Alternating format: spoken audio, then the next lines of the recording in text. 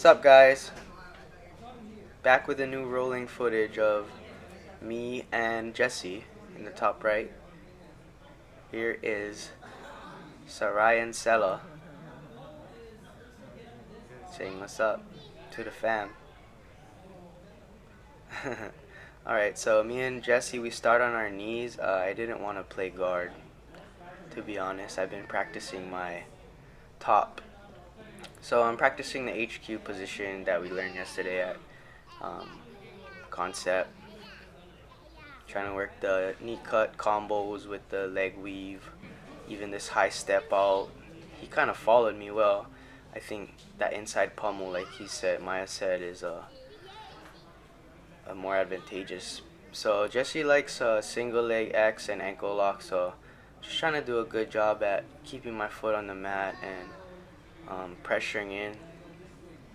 Uh, I don't really know if that's what you're supposed to do, but I've seen people doing that before when they compete. So try to get that right collar grip. He's doing a good job at scooping my leg up. Now he's up and under, so he's already underneath my leg, so it's really hard every time he pulls my leg across.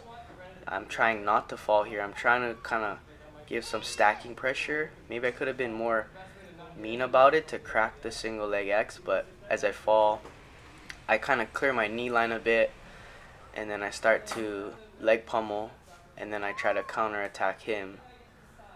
And I think it's a really good strategy to counterattack the footlock when you're getting footlocked, so that they're not going to double down on just attacking you. They might have to worry about getting attacked. So try to go for his leg. I kind of roll up on top in a crappy spot, and then I try to go for like an arm bar, kind of, and then I fell off. So put in my De La Hiva, collar ankle grip, work my off balances. I get him knocked down. I go for my berimbolo. He's still trying to grab my foot, so I gotta extract my foot. I have the angle. I come out the back to the turtle. I've been trying to practice controlling this turtle. I seen this video from Craig Jones. It's like controlling the near side hip with your knee, and then trying to go for under grips on their forearm, trying to get the diagonal control so he can't easily like start turning whichever way he wants. And Gabe was just showing this Dagestani handcuff, so I was like, oh, okay, if I start knocking him over this hip with this undergrip, I can start setting the Dagestani. So here you see me kind of trying to pressure his hip with my knee. Some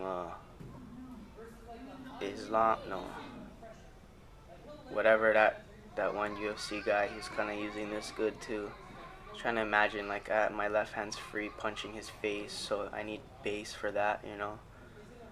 So right now I have the 2-on-1 on his bottom arm, and I get my knee over his shin right there, and I start to try to Turk his legs and spread it, but I didn't have the mechanic. I think now looking back, driving the knee over, right over in the hip line, it's like a easy way to get inside position. He kind of reset, so I just try to go back to those controls, controlling his near side hip. He tries to roll through, but I follow. He kind of had my leg trapped. I did this little inside roll, but then he reattaches to my leg, but I'm already leg pummeling and trying to grab his foot, so he starts to worry and goes to the defense. I use this wrap to set a leg drag. So using those attacks and mixing in transitions can really throw people's pace off when they're like, oh shoot, I'm attacking, no, I'm defending, no, wait, he's coming on top. Yeah, so he has no frame set. I'm pretty much fully pressured in on this leg drag, trying to kill the elbow escape, controlling that bottom arm, over back grip, just trying to pressure in, slowly climbing with the left hand. There you go, collar grip, forcing the back exposure. He goes back to the turtle, so again I try to go back to this kind of control. I think this time I was a little more anxious to attack, so I used a roll through. And right here, my chest to back is really weak. That Kimura grip was not even set, but I kind of just use it to push him back. Try to go for like a little cheeky triangle, but he came tight, so I went for this leg over knee cut. Try to go leg weave again, or arm weave. He tries to turtle, gives it back again. So yeah, previously I've been working a lot on trying to find the back takes in the transition, because as a higher skill you go, those windows get smaller and smaller. So trying to combine and chain details of techniques to maybe give yourself a better position as you guys start moving around is something to look forward to. I go for this gift wrap. I'm trying to wedge his back, and I go again, another loose one.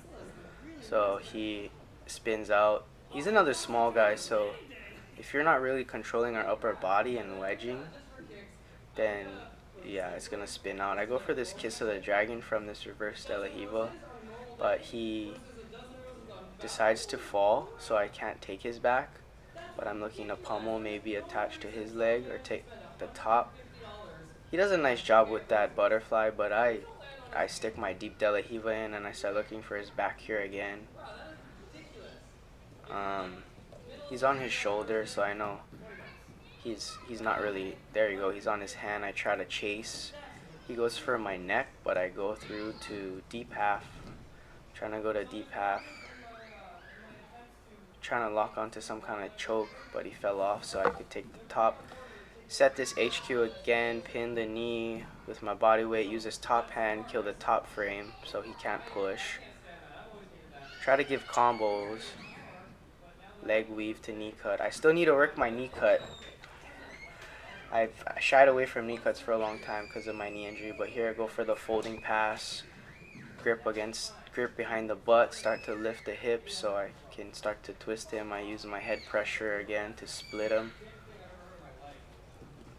Get the grip. Misdirection. This is always a good combo off that toward the knee side.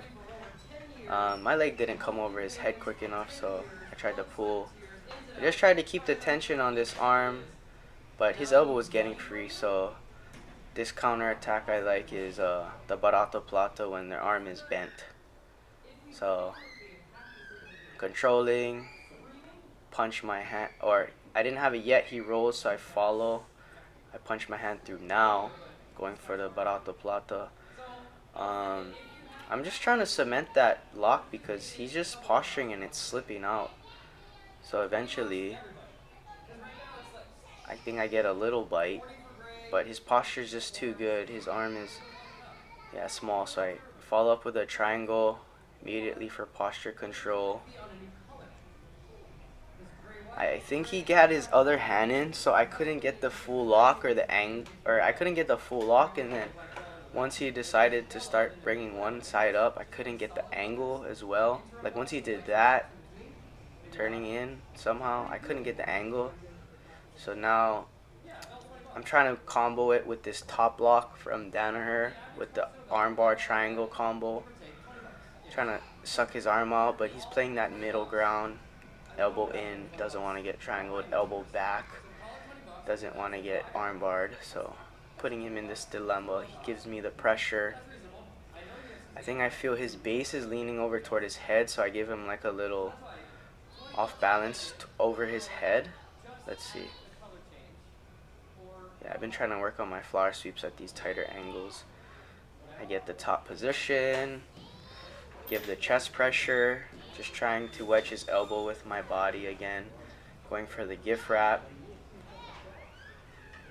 Trying to get that tight mechanic, but I see so much space between us before I'm even pulling, so I know he's tight.